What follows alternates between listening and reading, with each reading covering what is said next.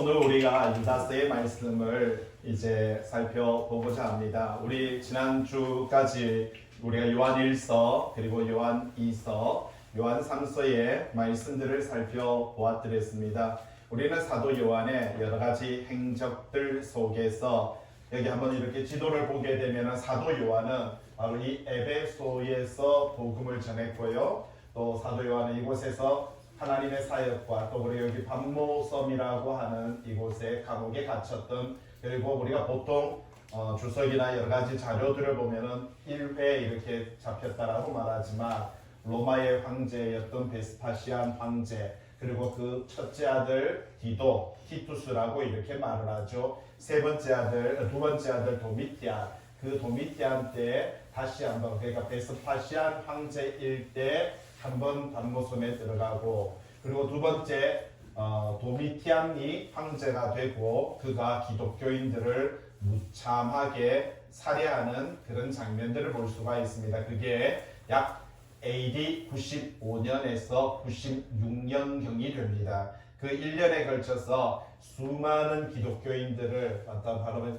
빌립보, 데살로니가, 고린도, 에베소, 그리고 서머나, 버가모, 두아디라, 골로새, 이 수많은 곳에 있었던 기독교인들을 무참하게 살해할 때가 약 95년도에서 96년도에 걸쳐서 1년 동안에 걸쳐서 많이 죽이는 것을 볼 수가 있는 것이지요. 그래서 아버지 세대 그리고 사도들에게 제자들은 거의 다 참멸을 당합니다. 다 죽습니다. 그래서 그 다음에 3세대, 4세대 젊은 층들만이 신앙과 믿음을 지켜야 되는 이러한 시점에, 그러면은 여러분 한번 입장 바꿔 생각해 보세요.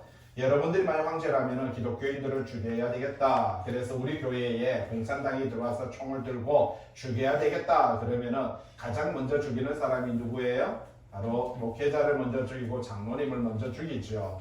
상징적이죠. 그리고 나서 다른 사람들에게 말합니다. 여기서 예수 안 믿겠다고 말하면 살려주겠다. 이렇게 가는 것이죠. 그런데 좀 전에 말했듯이 사도들의 제자들도 죽고 부모 세대 아버지, 엄마 다 죽었는데 왜 사도 요한은 안 죽었을까요? 베스파시안 황제, 그리고 좀 전에 바로 티투스 황제, 그리고 도미티안이 바로 사도 요한도 죽이려고 했어요. 도미티안이 사도 요한을 죽이려고 바로 독약을 먹였어요. 독약을 먹였는데 안 죽었어요. 독약을 먹여도 안 죽으니까 도미티안이 큰 가마솥에다가 기름을 끓였어요. 여러분 기름을 끓이면 한 1000도 정도 된다는 거 아시잖아요. 그리고 사도 요한을 그 기름에다가 갖다 집어 넣었어요. 안 죽었어요. 기가 막히지 않습니까? 그렇게 해서 두 번이나 죽이려고 발버둥을 쳤는데 안 죽는 거예요.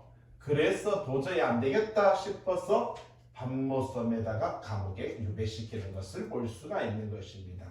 사도 요한의 상징성은 대단하죠. 왜? 모든 사도들은 이미 다 죽었는데 사도 요한만이 이제 나이가 95, 6세 정도의 나이를 갖고 있었기 때문에 사도 요한을 죽인다는 것은 상당히 기독교 안에서 큰 어떻게 보면 핵인 것을 볼 수가 있는 것입니다. 그런데 그렇게 죽이려고 했음에도 불구하고 독약을 먹이고 기름에 튀겨봐도 바로 안 죽는 거예요. 이런 일이 벌어지니까 도저히 안 되겠다 해서 그렇게 해서 반모섬에 들어가게 됩니다. 그냥 반모섬에 들어가는 게 아니라 죽이려고 해봤는데 안 죽었어. 그렇게 된 거예요. 그런데 사도 요한은 이 반모섬에서 바로 나오면서 바로 이 요한 1서와 요한 2서와 요한 3서를 기록하게 되는 것입니다. 그래서 모든 성경의 마지막에 기록되는 것이 바로 요한 1서, 2서, 3서인 것을 발견할 수가 있는 것이고,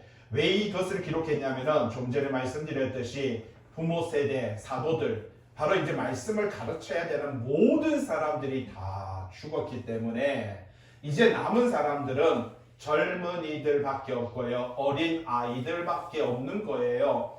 이러한 시점에서 교회에 대해서, 기독교에 대해서 아주 짧고 명료하게 바로 핵심적인 것을 전달해야 되겠구나 하는 생각 속에서 요한 1서 1장 1절에 태초부터 있는 이 생명의 말씀에 대해서, 그러니까 태초부터 계셨던 모든 만물이 지어지고 창조되기 이전부터 계셨던 예수 그리스도, 그분이 바로 생명이 되시고 그분이 성육신하셔서 우리 가운데 오셨고 그분이 공생에 예수 그리스도의 바로 사도 세례 요한의 세례를 받는 그 시점에서부터 십자가에 달려 돌아가시는 이 공생애라고 이렇게 말하죠. 여러분, 이 3년 반 동안에 하나님의 말씀을 성도들에게 전달했던 이 3년 반 동안의 이 사역이 그 시대의 사람들에게도 중요하지만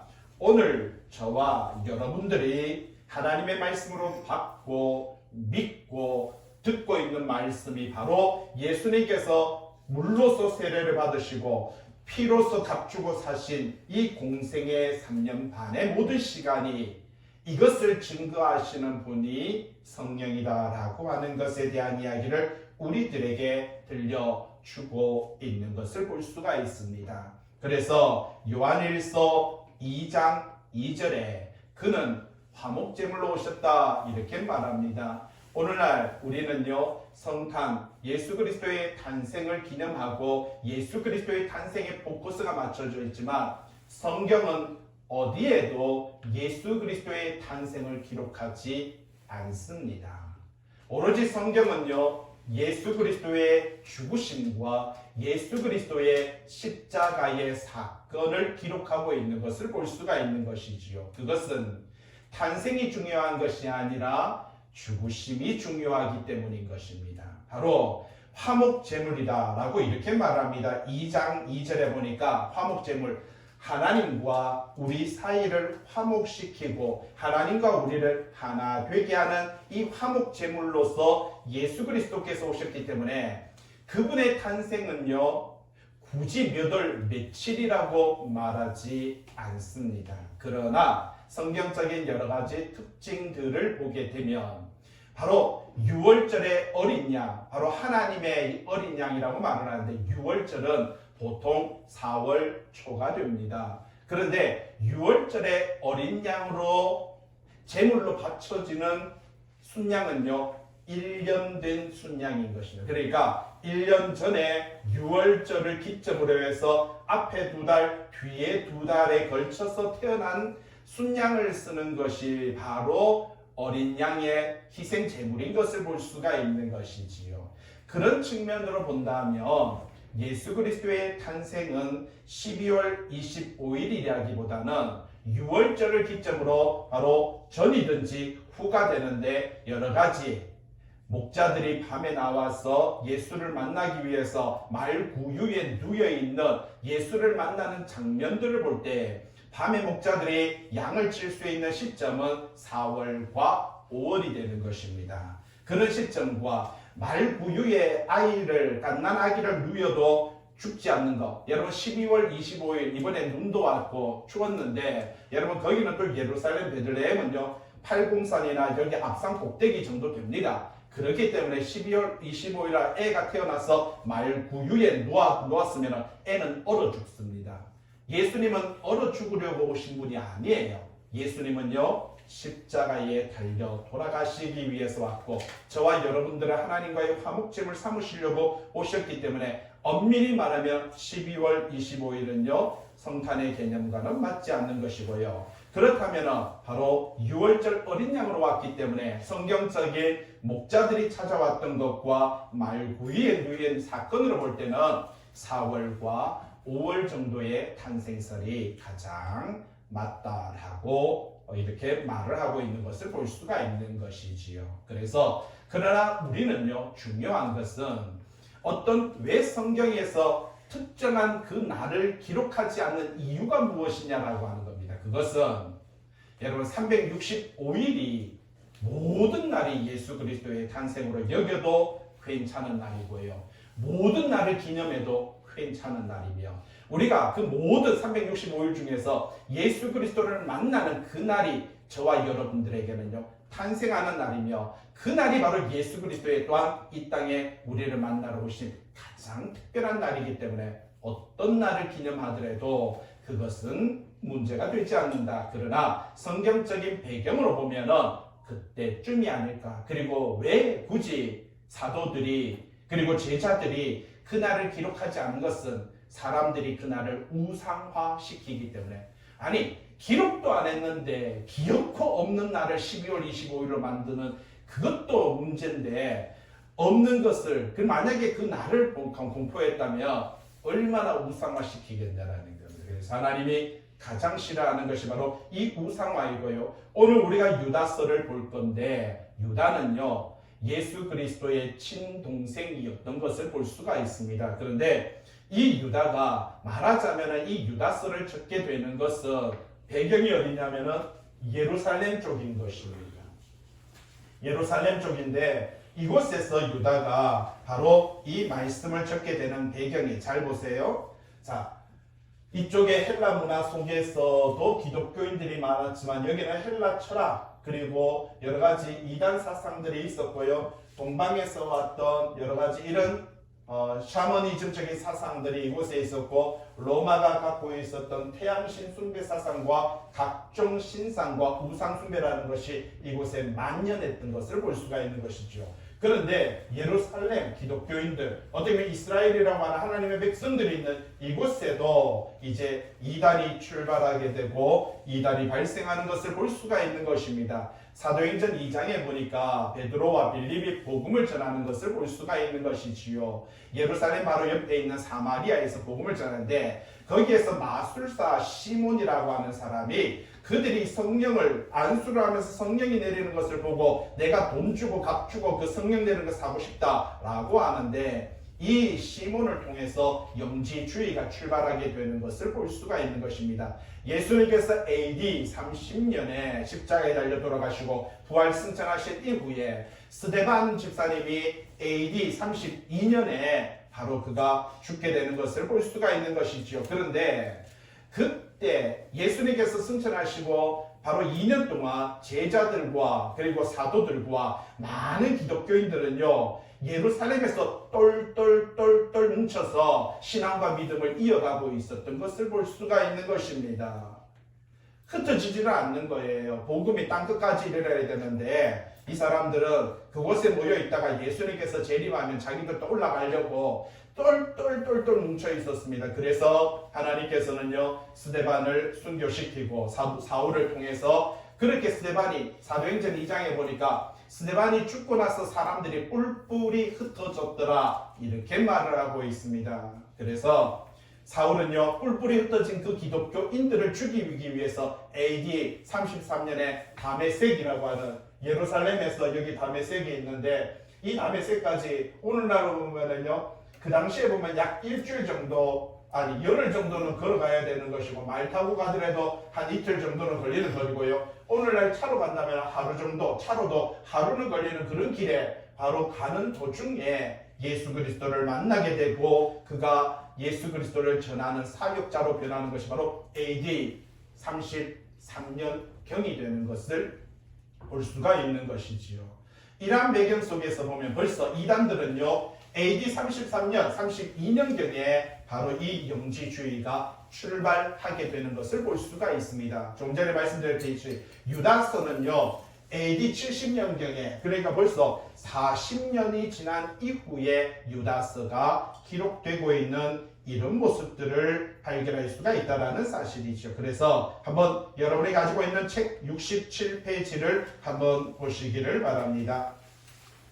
67페이지. 자, 서론 부분을 한번 보시면은요, 이 유다서가 기록될 때는 초대교회 당시에 최대의 이단이었던 이 영지주의에 대해서 이 성경은요, 유다서는 언급을 하고 있는 것을 볼 수가 있다라는 사실입니다. 자, 이 유다는요, 두 번째 줄에 있습니다. 영지주의자들이 갖고 있는 이 육체적인 정욕에 따른 그 생활, 그리고 영적 권위를 무시하고, 그리고 교회 안에서 서로 원망하며, 교회 안에서 서로 불평하고, 교회 안에서 이 비경건한 삶을 살아가는 성도들의 모습들을 지적하면서, 이제 성도들은요 끝까지 신앙을 지키고 정결한 믿음의 삶을 살아가야 된다라고 하는 이 이야기를 하는 것이 바로 유다서인 것을 볼 수가 있는 것이지요. 그래서 오늘과 다음 주에 걸쳐서 우리는 유다서를 마무리하게 되고요. 이제 이 책은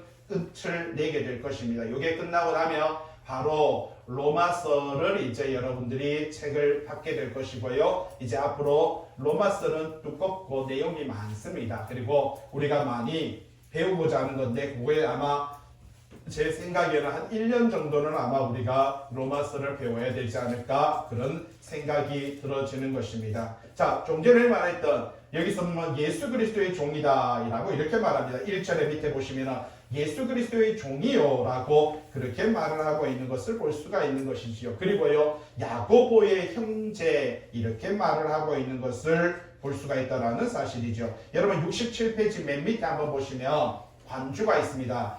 자, 글씨 작게 해서 마태복음 13장 55절에 예수 그리스도를 가리켜서 사람들이 말하죠. 목수의 아들이 아니냐? 그 어머니는 마리아고 그 형제들은 누구라고요? 야고보, 그리고요 요셉, 그리고요 시몬, 유다 이렇게 말을 하고 있는 것을 볼 수가 있는 것이지요. 그러니까 마리아에게는 예수 그리스도를 낳고 나서 후에 그리고요 야고보와 요셉과 시몬과 유다를 낳았습니다. 근데 그 밑에 마가복음 6장 3절에 보니까 거기 야고보, 요셉, 유다, 시몬의 형제가 아니냐 그 누이들 이렇게 말하는 거니까 아들만 있었던 것은 아니고요 딸들도 있었던 것이고 그 누이들이 지금 이곳에서 살고 있는 것이 아니냐라고 말하면서 예수 그리스도를 뭐라고 말합니까? 아는 사람이 아니냐 이렇게 말을 하고 있는 것입니다.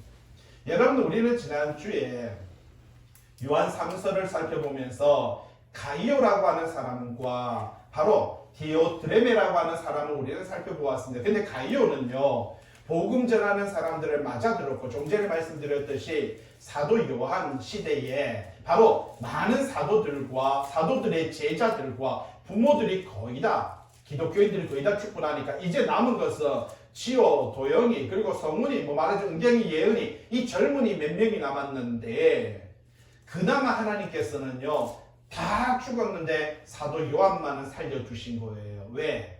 복음을 전파하기 위해서. 그래서 그 젊은이들이 바로 사도 요한에게 다시 복음을 배우게 되고 바로 그것을 전파하게 되는 그 시점이 바로 요한 3서에서 있었던 것입니다. 그런데 가이오라고 하는 사람은 그렇게 젊은이들이 좀 전에 말했듯이 말하자면은요 희찬이가 복음을 전하기 위해서 왔는데 어떻게 합니까? 이 희찬이를 받아들이고 그가 복음을 전할 수 있도록 여러 가지 생활을 책임져 주며 그가 삶을 살아갈 수 있도록 여러 가지 바탕을 바로 해주었던 것이 가이오고 그래서 사도 요한은 그 가이오를 개인적으로 편지를 쓰면서 너는 참 그런 행동을 해줘서 고맙구나 라고 하는 인사를 하는데 바로 거기 다른 한 사람 디오드레베라고 하는 사람은 이 어떻게 희찬이나 도영이 같이 젊은 친구가 복음을 전하기 위해서 오니까 어떻게 합니까? 오지 말라고 교회에서 자기가 주인이 된 거예요. 쫓아내버리고 하물며 바로 이렇게 젊은 친구들이 복음 전하기 위해서 온 그 친구들을 맞아들이는 성도들은 교회에서 추방시켜버리는 이러한 일들을 교회에서 행했던 것입니다. 그래서 그 사람을 책망하는 것이 바로 요한 3서의 내용이었던 것을 볼 수가 있는 것이지요. 오늘 우리도 마찬가지입니다. 오늘 저와 여러분도 신앙생활하다 보면 지금 여러분들은 대구 성암교회에 임상광이라고 하는 사람이 말씀을 전하지만 여러분 저도 제 나이가 지금 있다 보니까 아직 앞으로 저는 아직 한 20년은 더 목회를 하겠지만 만약에 20년이 지나서 제가 은퇴를 하게 되고 70이 돼서 은퇴를 하면 여러분의 나이들도 그때 되면요 60대 중반 또 70대 아니 혹은 80대의 나이가 됩니다. 그러면 교회에 새로운 목회자를 모셔야 되는 것이지요. 그러다 보면 40대 또 30대 중반에 젊은 목회자가 왔는데 어떻습니까? 아이고 저렇게 젊은 사람이 복음을 전하는데 아이고 내가 가르쳐야 되겠구나 이러한 생각을 갖는 것이 아니라 항상 우리는 말씀 앞에 아멘하는 자가 되어야 될 줄로 믿습니다. 여러분 말씀 앞에 우리는 순종하는 자가 되어야 된다는 사실입니다. 우리가 인간적인 나이, 인간적인 생각, 인간적인 기준으로 저 사람의 나이가 어떻고 저 사람의 학벌이 어떻고 라고 하는 것으로 사람을 판단하고 사람을 기준점을 삼는 것이 아니라 하나님의 말씀이 저와 여러분들에게 기준이 되어야 된다는 사실이지요. 그래서 이 바른 말씀을 전할 수 있도록 그분을 양육하고, 여러분 양육도 필요합니다. 하루 아침에 목회자 되는 거 결코 아니에요. 여러분 교인들은요, 목회자가 될 수 있도록 같이 양육하고 같이 지키고 같이 보호하면서 같이 함께 가는 것이 교회의 공동체다라는 사실입니다. 여러분 저는 1988이었나요? 그 드라마에 보면은 덕선이하고 아버지가 그 생일 때문에 싸우잖아요. 예? 왜 언니하고 날짜가 얼마 안 되니까 맨날 언니 날짜에 맞춰서 생일 축하합니다 하니까 이 덕선이가 화가 났어요. 왜 내 생일은 없냔 말이야 하면서 짜증내면서 집을 확 뛰쳐나갈 때, 그때 성동일 씨가 따라가면서 브라보콘을 먹으면서 그러면서 말하잖아요. 뭐라고 말합니까? 아빠가 처음이라서 잘 몰랐어 그래. 이렇게 그 딸을 위로하는 것을 볼 수가 있는 것입니다. 여러분 목회자들도 목회자가 되었다고 해서 완성된 사람이 아닙니다. 완벽한 사람도 아닙니다. 여러분 신학교에서 공부를 하고 신대원에서 공부를 하고 그렇게 7년을 배우지만 실질적으로 하나님의 말씀을 배운다기보다는요, 여러 가지 개론적인 것과 여러 가지 철학적인 것과 여러 가지 신학적인 것들을 배우다 보니까 말씀에 무지할 때도 많고 바로 현상에 여러 가지 따라가지 못할 때도 많습니다. 가끔은요, 여러분들이 신앙생활 50년하고 70년하고 80년 해보세요. 여러분들이 목회자보다 더 나을 때도 있습니다. 그러나 사랑하는 마음으로, 여러분 그리고 그 목회자가 만약에 내 아들이라고 생각해 보세요. 예? 내 아들이 거기서 목회를 한다고 하면은 어떻겠습니까? 아이고 오늘 저 설교하는 거 보니까 마음이 답답해요. 그러면 일주일 동안 뭐 할 것 같아요? 그렇죠. 정말 위하고 사랑하는 마음으로 기도하게 됩니다. 그런데 내 아들이 아니니까, 너의 아들이니까 뭐 해요? 욕하는 거죠. 뒤에서 비판하고 판단하고 욕하고, 저래 가지고 안 되는데 그러면서 손가락질하고. 저와 여러분들은 예수 그리스도 안에서 한 형제이고 하나님 안에서 한 자매인 줄로 믿습니다. 여러분 우리는 신앙 공동체, 믿음의 공동체, 하나님의 가족 공동체인 거예요.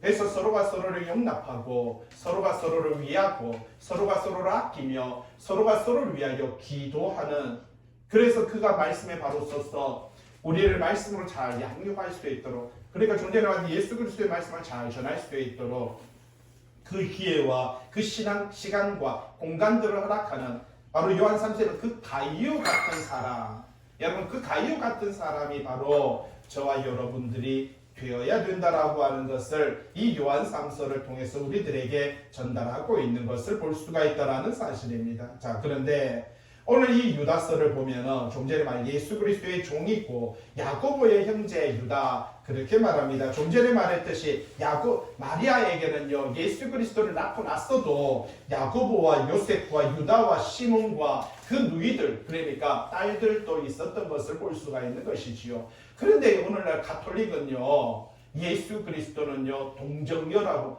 아니 보니까 성경에 애를 이만큼 낳았는데 아직도 처녀라는 거, 동정녀라는 거 처녀예요. 아직도 처녀라고 믿고 있어요. 왜? 동정녀인 예수 그리스도에게, 동정녀에게서 예수 그리스도가 탄생했으니까. 그런데 그거는 동정녀고요. 그런데 처녀 때의 이야기고, 이미 예수도 낳았지만은 그 후에도 야고보, 요셉, 유다, 시몬 그 누이들까지 낳았는데도 불구하고 아직도 가톨릭은 뭐라고 말합니까? 여전히 예수 바로 마리아를 동정녀라고 이렇게 말합니다. 그들은 그렇게 말을 하죠. 보통 보면은 아이고 가톨릭에서는 예수를 믿는 것이 아니라 마리아를 믿는다. 그러면 가톨릭은 정말 예민합니다. 아니라고. 우리도 예수를 믿는다고. 단지 마리아는 모든 인간들 속에서 가장 존귀하며 모든 인간들 속에서 가장 고귀한 분이기 때문에, 모든 인간을 대표하시는 분이 마리아일 뿐이기 때문에 우리가 그를 칭송하는 것이지 우리는 마리아를 믿는 게 아니다, 이렇게 말을 합니다. 불가능하겠죠. 얼마나 이렇게 말을 잘하는지. 그렇게 이야기합니다. 자, 예수 그리스도의 종이고 야고보의 형제인 유다, 마리아의 아들들이 이름이 나오죠. 야고보 나오고요, 유다 이렇게 나옵니다. 여러분, 예수님의 제자 중에 베드로, 안드레, 야고보, 요한이죠. 그 야고보와 요한은 형제였습니다. 그리고 예수님과 이종사촌, 그러니까 이모의 아들들이었던 것을 볼 수가 있는 것이지요. 그런데 그 야고보는요, AD 44년에 죽습니다. 그 야고보는 죽었고, 여기서 말하는 야고보는요, 예수님의 친동생 야고보였던 것을 볼 수가 있는 것이고요. 유다는 그렇게 명성이 있었고 이름이 없었습니다. 그러니까 사람들에게 말하기를 뭐라고 말을 합니까? 예전에 저는요, 사람들이 이야기하면 신동산교회나 동대교회에 있을 때 사람들이 제가 이야기할 때 이거 누구냐고, 제가 이미순 전도사님 동생이라 그러면 사람들이 전부 다 그럽니다. 만나는 사람마다 저를 소개할 때 항상 그렇게 소개했습니다. 이미순 전도사님 동생. 그러면 사람들이 이렇게 말합니다. 여기도 마찬가지예요. 야고보는요, 지금 야고보는 예루살렘 교회에, 여러분 예루살렘 성전이 아니고 예루살렘의 수많은 교회들 중에서 예루살렘에 있는 교회에 거기에 담임 목회자였습니다. 감독이었던 것을 볼 수가 있는 것이죠. 그러니까 사람들은 야고보는 다 알아요. 근데 유다는 잘 몰라요. 그러니까 이 유다는 그렇게 말합니다. 내 형이 바로 예루살렘 교회의 감독으로 담임 목사로 있는 누구라고요? 그 야고보이고 내가 그 형제이다. 그렇게 말을 합니다. 그러면서 1절에 보세요. 내가 부르심을 받은 자. 자, 이 유다. 그러니까 자기 자신을 먼저 밝힌 후에 뭐라고 말합니까? 부르심을 받은 자. 그리고 하나님 안에서 사랑을 얻고 예수 그리스도를 위하여 지키심을 받은 자. 이렇게 말합니다. 여러분 여기서 세 가지 부류가 나타나죠. 성도들에 관련된 이야기를 하면서, 여러분 성도들에 대한 이야기하면서 첫째는 뭐라고요? 부르심을 받았다. 여러분 하나님께서 아브라함을 부르셨고 하나님께서 애굽에서 이스라엘을 부르셨던 것 같이 오늘 이 세상 가운데서 하나님께서 저와 여러분들을 부르신 줄로 믿습니다. 우리가 하나님의 백성으로 부름받았다라는 거, 여러분 이것은 은혜인 것이고요, 축복인 것이고요, 긍휼이고요, 이것이 바로 영광이다. 그렇게 말을 하는 것입니다. 이렇게 부르심을 받은 자, 성도를 가리켜서 말하고요. 이 성도는 하나님 아버지 안에서 뭘 받아요? 하나님의 사랑을 받는 자인 것입니다. 그것이 요한 1서를 통해서, 요한 1서 4장을 통해서 하나님은 뭐라고요? 사랑이시다 라고 이렇게 말합니다. 여러분 우리는요 사랑의 열매를 잘 알죠. 사랑은 뭐 한다고요? 오래 참고, 그리고요 마지막에 견디느니라 이렇게 말합니다. 여러분 사랑에 대한 이야기를 하는데, 사랑은요 하나님의 속성인데 하나님이 정말 잘하는 게 있어요. 뭔지 아십니까? 그렇죠. 왜냐하면 하나님은요 오래 참는 것과 견디는 거에 도 같으신 분입니다. 창세기에 보면은 하나님께서 이 노아를 통해서, 또 그리고 무드셀라를 통해서, 라멕을 통해서 여러 가지 계시를 하고 있는 것을 볼 수가 있는 것이지요. 내가 이 땅에 있는 모든 민족을 다, 모든 인간들을 다 물로써 멸하리라. 그런데 거기에 한 가지 특징이 있었어요. 뭔지 아십니까? 여러분 내가 무드셀라 그가 죽는 날, 여러분 성경책에 보시면 여러분에게 준 책에 보시면 81페이지 한번 보시기를 바랍니다. 81페이지의 도표에 보시면 오른쪽에 까만게 쫙 끈하는 게 그게 바로 노아의 홍수거든요. 그런데 노아의 홍수의 뭐 중간에 글씨로 아담, 셋, 무드셀라라고 하는 사람이 나오는데 이 사람이 969세를 살게 되고요. 그런데 이 969세를 살게 되는 이 모습을 바라볼 때 중요한 것은요. 왜?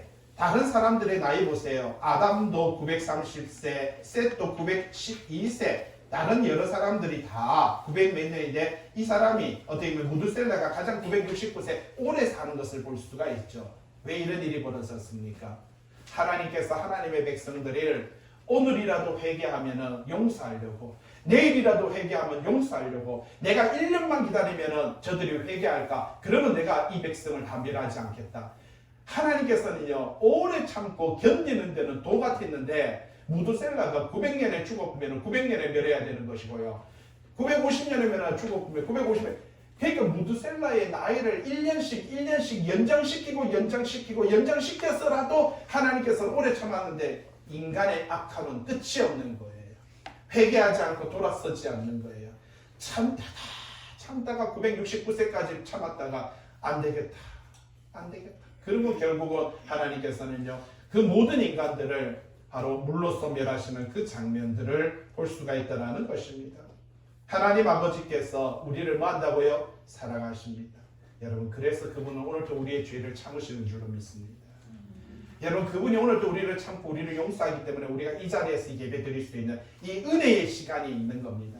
만약에 그분이 오래 참는 것이 없다면 왜 하나님 빨리 안 오십니까? 왠지 아십니까? 내일 누군가가 혹시나도 내일 회개하고 하나님의 백성 될까봐, 내일 혹시라도 한 사람이 말씀으로 깨달아서 하나님의 자녀 될까봐, 하나님은 혹시 내일 어떤 소망이 있을까봐 내일을 기다리고요, 혹시 모레 태어나는 그 한 사람이 30년 뒤에 귀한 믿음의 사역자가 될까봐 또 그 내일 태어날 그 한 사람의 영혼 때문에 또 하나님은 또 30년을 또 참으시고요.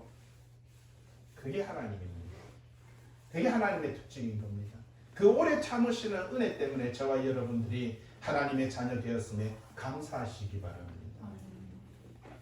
그리고요, 하나님께서 부르셨고, 그리고 하나님께서 우리를요 사랑하셨고, 여러분 그걸로 끝났습니까? 그 다음 이야기 뭡니까? 예수 그리스도를 위하여 뭐라고요? 지키심을 받았다. 여러분, 하나님께서 우리를 지키시는 줄로 믿습니다. 여러분, 불러놓고 네 맘대로 살아라, 낳아놓고 네 맘대로 크라라고 하면은요, 보고 죽으라는 뜻입니다. 그런데 하나님은 우리를 부르셨죠. 자녀로 삼아주셨죠. 사랑하셔서 긍휼히 여겨주셨죠. 여러분, 그것으로 끝나는 것이 아니라 우리를 뭐 한다고요? 내가 너를 지키노라. 내가 너를 보호하노라. 뭘로 지킵니까? 예수 그리스도의 보혈인 것입니다. 예수 그리스도, 내가 너를 사랑하는 사랑을 예수 그리스도의 그 죽으심으로 보여주고 있다. 그렇게 말을 하고 있는 것입니다. 그분에게는 2절이죠. 긍휼, 여러분 평강, 사랑. 여러분, 이것이 바로 하나님의 속성입니다. 그분이 하나님께서 우리를 구원하시고 우리를 부르시는 이 자비로운 행위가 바로 그분의 긍휼하심입니다. 이걸 다르게 보면 은혜라고 말합니다. 그분의 은혜가 없고 그분의 긍휼이 없으면 우리는 구원받지 못합니다. 백성 될 수가 없는 겁니다. 여러분, 평강이죠. 좀 전에 말했죠. 하나님께서는 예수 그리스도를 우리와 뭘로 보냈다고요? 화목케 하는 제물로 보냈다라고 말씀을 드렸습니다. 예수 그리스도 독생자. 그런데 예수 그리스도가 독생자인데 누군가 보니까 하나님의 말씀이 뭐가 되었다고요? 그러니까 그분이 육신되어 오신 거예요. 여러분, 예수 그리스도는 하나님 자체인 것입니다.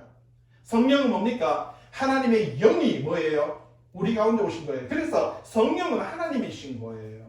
그러면 우리는 뭔데요? 여러분, 아버지의 허리에 있었던 그 정자를 통해서 엄마의 허리에 있던 그 난자가 만나서 뭐가 됩니까? 여러분들이 탄생하듯이 하나님 안에 있었던 그 영이 흙과 같은 존재였던 우리의 이 육체와 결합이 되어서 생기가 들어오죠. 생기가 뭡니까? 생명이죠. 생명이죠. 성령이죠.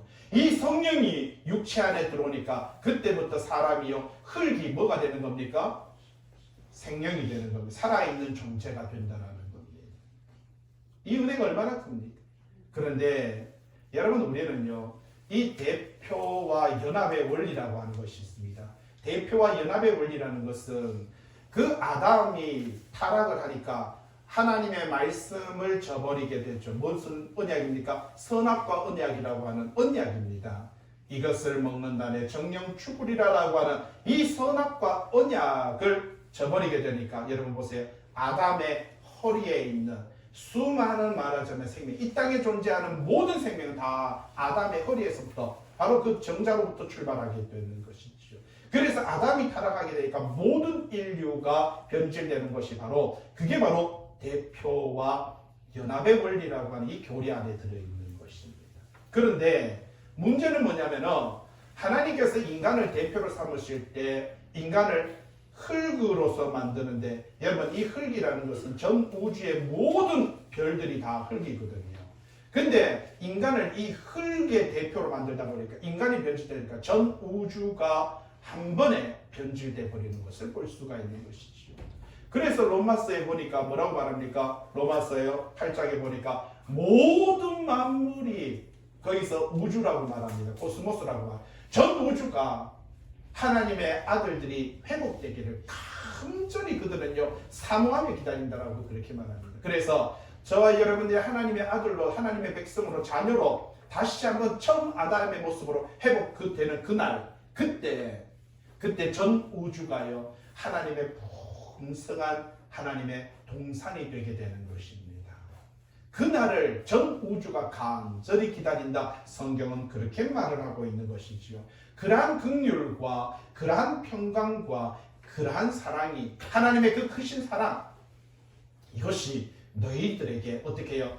많을지어다. 여러분, 유다, 예수님의 친동생이었던 유다는요 그렇게 말을 해주고 있는 것입니다. 하나님의 그 긍휼, 평강, 그 사랑이 그 가운데서 충만하기를 그렇게 기도하고 있는 것을 볼 수가 있는 것이지요. 3절입니다. 사랑하는 자들아, 우리가 일반으로 받은 구원에 관하여 내가 너희에게 편지하는 생각이 간절하던 차비에 성도에게 단번에 주신 믿음의 돈을 위하여 힘써 싸우는 편지로 너희를 권하여야 할 필요를 느끼는, 그러니까 내가 일반적으로 너희가 예수 그리스도를 믿는 그 믿음 안에 너희가 구원받은 한 번 구원은 영원한 구원이라고 하는 이 구원에 대해서 내가 편지하려고 하는, 여러분 동그라미 5번에 보세요. 단번에 라고 이렇게 말을 하죠.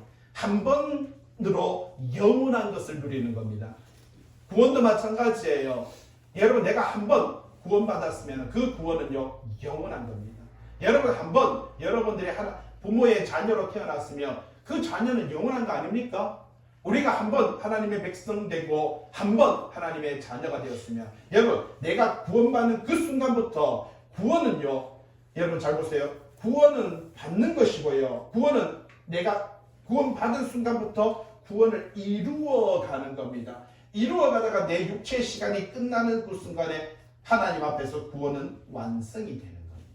내가 예수 그리스도를 믿는 순간에 거듭나는 겁니다. 물과 성령으로 거듭나, 말씀 안에서 성령 안에서 거듭나, 여러분 거듭남을 이루어가는 것이고요. 그 이루어가는 것이 결국 완성되는 것이 우리가 죽을 때인 것입니다. 내가 성화는요, 예수 그리스도를 믿을 때 거룩하게 성화, 거룩하게 변화되는 것이죠. 그 변화된 것은 내가 유지시키고 이루어가는 것이 내 삶의 모습이고요. 그것이 마지막 예수 그리스도 앞에 설 때 그것이 완성되는 것입니다. 내가 예수 그리스도를 믿는 그 순간에 죽었던 아담의 범죄로 말미암아 죽었던 우리가 첫째 부활에 들어오는 것이 바로 믿는 그 순간에 들어와 이 첫째 부활을 유지시켜가는 것은 내 신앙과 내 믿음의 삶의 모습이고요. 그것이 주님 앞에 서는 그 순간에 첫째 부활은 완성된다라는 겁니다.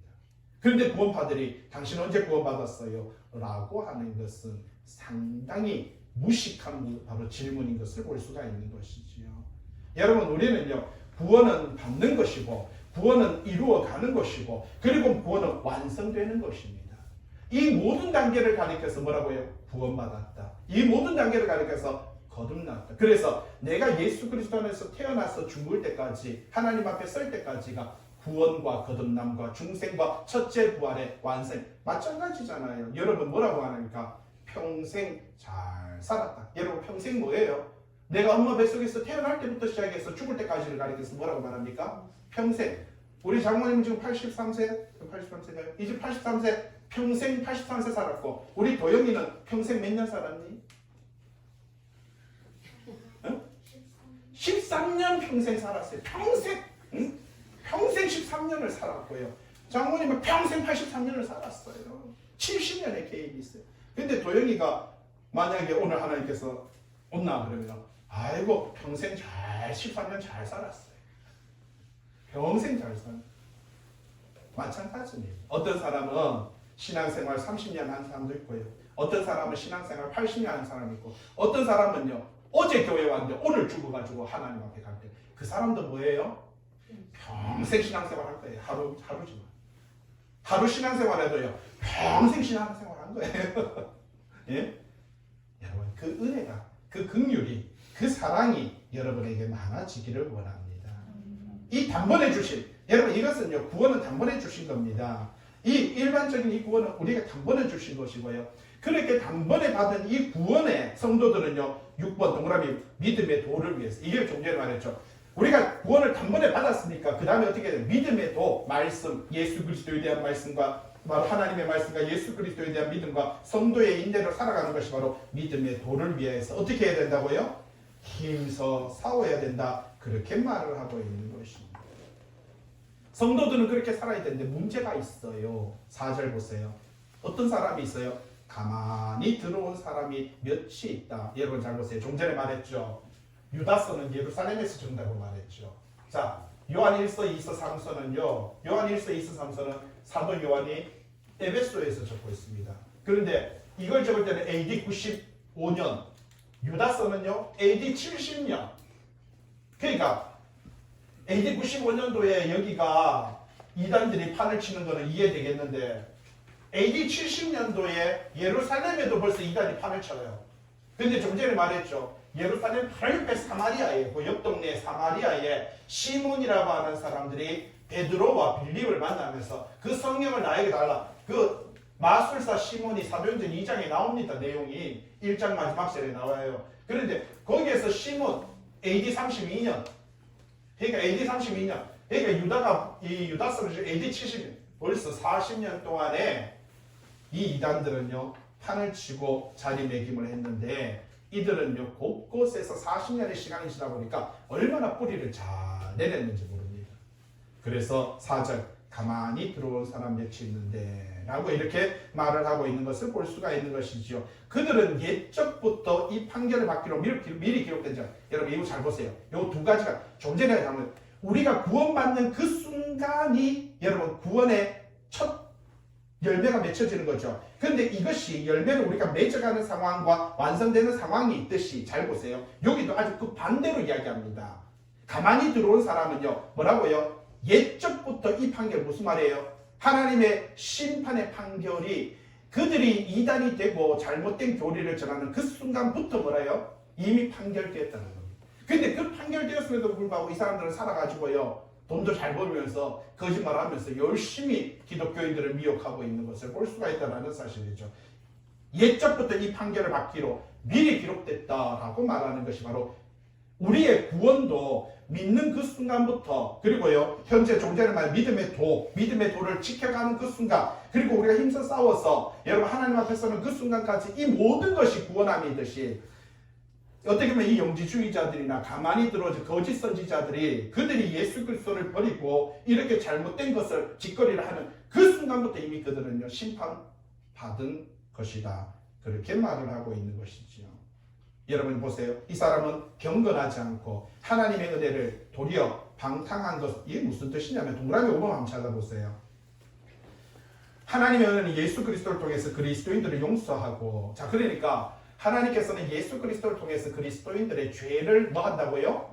용서하시고 그러니까 이러니까 이 사람들이 뭐라고 말하냐면 하나님께서 하나님의 은혜가 크셨어. 하나님은 우리 인간의 작은 죄를 전혀 돌보시지 않아. 그래서 용서가 크시지. 그러니까 죄는 지어도 괜찮아.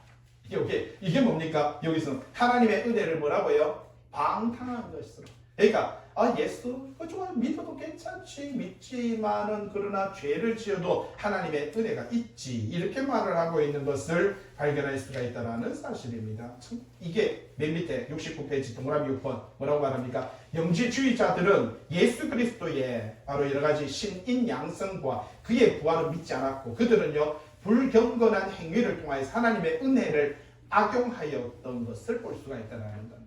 그래서 했던 말이 뭐예요? 죄가 많은 곳에 은혜도 많다. 여러분 이거 우리 한때 들었던 부흥회 할 때마다 들었던 이야기인데 은혜가 많은 곳에 뭐도 많다? 귀신의 역사도 많다.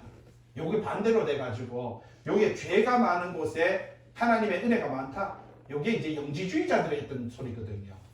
그런데 한때 우리 한국교회에 부흥회 할 때마다 목회자들이 강대상에서 할 때 뭡니까? 아이고 은혜가 충만한 곳에 사탄의 역사도 많다. 여러분 빛이 있는 곳에 어둠은 존재하지 않습니다. 빛이 있는데 어디 거기에 죄가 들어옵니까? 예? 이런 말도 안 되는 신앙과 말도 안 되는 이야기를 하니까 이 영지주의자들이 이렇게 미혹하였듯이 한국교회 안에도요 부흥회를 할 때마다 은혜가 있는 곳에 사탄의 역사가 많다. 그래서 막 거기서 거품 물고 귀신 들고 이런 일들이 여러분 말씀이 있는 곳에 왜 귀신의 역사가 있습니까? 있을 수가 없죠. 존재할 수가 없죠. 어디 그런 말도 안 되는 이 허무맹랑한 이야기를 그렇게 겁도 없이 전합니까? 여러분, 그들은 이미 뭐라고요? 4절에 보세요. 이미 판결받기로 기록됐다라고 말합니다. 이미 끝났다라고 말합니다. 5절, 너희가 본래 모든 사실을 알고 있으나 내가 너희로 다시 생각나게 하고자 하노라. 예? 주께서 백성을 애굽에서 구원하여 내시고 후에 믿지 않은 자를 멸하셨다. 그게 무슨 말입니까? 내가 가만히 보니까 너네들의 신앙과 믿음이 자꾸 이단들에게 흔들려가는 것을 보니까 내가 가만히 있을 수 없다. 하나님께서 애굽에서 이스라엘을 불러서 하나님의 백성 삼았지 않느냐. 그러니까 너희는 종이 아니었냐. 너희 출신 성분을 봐. 너희는 원래 종이었잖아. 에베소서 2장에 뭐라고 하면 허물과 죄로 죽었던 게 우리입니다. 그런 우리를 불러서 하나님의 백성 삼아줬고, 여러분도 별거 없잖아요. 여러분 가만 보세요. 뭐 그렇게 대단합니까? 우리 신앙과 믿음이 뭘 그렇게 찬란합니까? 다 허물과 죄로 죽었던 우리인데 우리를 부르셔서 백성 삼아줬고 자녀 삼아줬으면 우리가 그 은혜 간에서 서로가 서로를 용서하고 서로가 서로를 사랑하고 서로가 서로를 긍휼히 여기고 이것이 합당한 것인데, 여러분 그래서 너네들의 위치, 지위를 한바 이렇게 말을 하고 있는 것을 발견할 수가 있다는 사실이죠. 6절 보세요. 자기 지위를 지키지 아니하고 자기 처소를 떠난 천사들을 큰 날의 심판까지 영원한 결박으로 흑암에 가두셨다, 이렇게 말을 하고 있는 것을 볼 수가 있는 것이죠. 무슨 말이냐면은 하나님께서 자기의 지위를 지키지 않고 자기 처소를 떠난 천사, 여러분 천사들을 보면 천사장이 있죠. 바로 여러 가지 7명의 천사장들이 있는데 그 가운데서도 루시엘이라고 하는 천사가 이 우주와 모든 만물을 다스리고 지도하고 그 평화롭게 인도하는 것을 바로 루시엘이 갖고 있었던 것인데, 그가 변질되고 타락하니까 그를 추적하는 그 많은 천사들까지 변질되는 것을 볼 수가 있는 것입니다. 그래서 성경에 보면 그들을 가리켜서 귀신들이다 이렇게 말합니다. 여러분 사람은 죽으면 영혼은요, 성경이 말합니다. 믿는 자는 하늘로 올라가고 믿지 않는 자는 아래로 내려가는 것을 알지 못하느냐. 여러분 사람의 영혼은 죽으면요, 위로 아래로 결정납니다. 그 사람이 귀신이 되어서 떠돌다가 무당한테 만나가 접신하는 거 아닙니다. 귀신들은요 바로 타락한 천사들을 가리켜서 귀신이라고 말을 하고, 그들은요 귀신 영적인 존재다 보니까 여러분의 삶을 다 봅니다. 그래서 여러분 어떻게 사는지, 누가 돈 1,000만 원 어떻게 언제 빌려줄지 그거 다 알아요. 그래서 무당들한테 접신해가지고 아이고 내가 누구 목소리까지 변성시켜요. 그리고 내가 네가 1,000만 원 빌려주는 거 봤는데 그러면서 아이고야 귀신같이 맞추네 이러잖아요. 그 다 보고 있는 겁니다. 여기서 말합니다. 그들을 가리켜서 자기 지위를 지키지 아니하고라고 말하는데, 그러나 그럼에도 불구하고 여러분 보면은요, 미가엘 천사는 그들과 이 사탄과 바로 논쟁하지 않고 싸우지 않는 것을 볼 수가 있다는 사실이지요. 그런데 오늘날 교회 안에 성도들끼리 왜 서로 비판하고, 성도들끼리 왜 판단하고, 성도들끼리 왜 싸우고, 그런 행동을 하지 말아라. 그것이 사도 이 유다가 간곡히 부탁하는 그런 내용인 것입니다. 7절, 소돔과 고모라 그 이웃 도시들 그들과 같은 행동으로 음란하며 다른 육체를 따라가다가 영원한 불의 형벌을 받음으로 뭐라고요? 뭐가 되었다고요? 여러분 소돔과 고모라 이웃 도시라고 했는데 밑에 한번 보세요. 신명기 29장 23절에 보니까 밑에 두 번째 줄 소돔과 고모라 아드마 스보임이라고 하는 이웃 도시. 여러분 우리는 소돔과 고모라만 아는데, 소돔과 고모라만 멸망한 것이 아니라 옆에 아드마와 스보임이라고 하는 도시도 있었던 것이고요. 밑에 호세아서 11장 8절에도 보니까 중간에 오른쪽에 아드마같이 놓겠느냐 어찌 너를 스보임같이 두겠느냐라고 이렇게 말을 하면서 내가 너희들을 바로 아드마같이 스보임같이 버리지 않고 불로서 멸망하지 않고 내가 나의 긍휼로 내가 너희들을 돌아볼 것이다. 호세아서 11장에 그렇게 말을 하고 있는 것을 볼 수가 있다는 사실입니다. 결국은 소돔과 고모라나 그 이웃들이 멸망했던 것을 보면서 이것은 거울로 삼아라. 모든 시대에 하나님을 저버리고 우상숭배하며 하나님의 말씀과 뜻대로 살지 않는 자들에게 이런 일들은요 거울같이 반복될 것이다. 8절, 그러한데 꿈꾸는 사람들도 그와 같이 육체를 드러내며 권위를 없인 여기며 영광을 비방하는도다. 여러분 이렇게 이단들 거짓 선지자들 이렇게 꿈꾸면서 자기들이 미혹하는 자들이 혼란케 할 것이다. 그런데 이러한 상황 속에서도 오늘 성경은 우리에게 말해주고 있습니다. 너희는 뭐라고요? 믿음을 굳게 지키라. 믿음의 도를 위해서 힘써 싸우라. 그렇게 말하고 있습니다. 오늘 마찬가지입니다. 여러분 이 모든 것이 성경이 거울이 되어서 이 21세기 살아가는 저와 여러분들도 믿음의 도를 지키고 힘써 신앙과 믿음 안에서 말씀 안에서 하나님의 뜻 안에서 믿음 지켜가는 하나님의 사람 되시길 주님의 이름으로 부탁을 드립니다.